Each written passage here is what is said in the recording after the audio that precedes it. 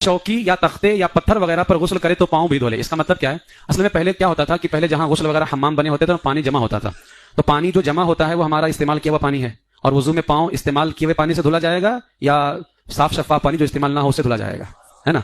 तो अगर आप वहीं पाँव धुल लेंगे फिर उसी में खड़े रहेंगे तो फायदा क्या हुआ? लेकिन अब आमतौर से आज हमारे यहाँ पानी बह रहा होता है, अगर पानी बह रहा है यानी पानी जमा नहीं हो रहा है तो आप उसी टाइम पे पाँव धो लीजिए। पानी अगर वहां जम रहा है तो पाँव मत धोइए, समझ गए? पानी अगर जम रहा है वहां पे रुक रहा है तो पाँव नहीं धोना है, और अगर पानी बह रहा है तो पाँव उसी वक्त में धो लेना है, ठीक है? 5 पॉइंट हो गए।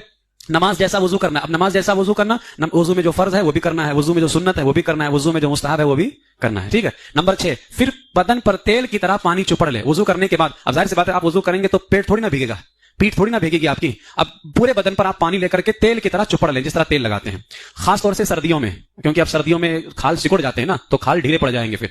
अब इसी दौरान आप साबुन भी लगा सकते हैं, जब पानी लगा रहे हो बदन पर तो आप साबुन भी लगा सकते हैं। नंबर 7, फिर क्या करना है? जब आपने तेल की तरह पानी चुपड़ लिया उसके बाद पाट में पानी लेकर के 3 बार सीधे कंधे पर, ए बाबू खड़े हो, आपने पानी लिया, ये है सीधा कंधा।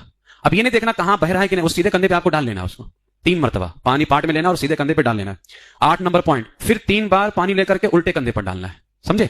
3 बार सीधे कंधे पर, फिर 3 मरतबा उल्टे कंधे पर। फिर उसके बाद सर पर और तमाम बदन पर 3 मरतबा पानी बहा ले। पहले सीधा कंधा 3 मरतबा बहा ले, फिर बायां कंधा 3 मरतबा बहा ले, फिर सर के ऊपर, और जब सर के ऊपर बहाएगा तो पूरे बदन पे पानी आएगा, फिर सर और पूरे बदन पर 3 मरतबा क्या कर ले? पानी वो बहा ले। बैठ जाओ। पानी बहा लिया। अब फिर गुस्ल की जगह से अलग हो जाए।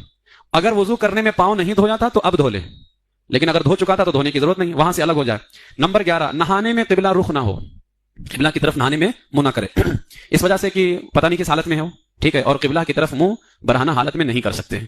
अगर कुछ पहना है, सत्र है छुपा हुआ, तो करने में कोई हरज नहीं है, ठीक है? हाँ, तो नहाने में किबला रुख ना हो। नंबर 12 पॉइंट, तमाम बदन पर हाथ फेरे। अब जब पानी वो डालेगा तमाम बदन पर हाथ फेरेगा तो जो तीसरा फर्ज है गुस्ल के अंदर उस पर अमल हो जाएगा, तमाम बदन पर हाथ फेरे। नंबर 13, और मले, फेरेगा मलेगा तो खुद ही जो है वो तमाम बदन पर पानी पहुंच जाएगा। नंबर 14, ऐसी जगह नहाए जहां किसी की नजर ना पड़े।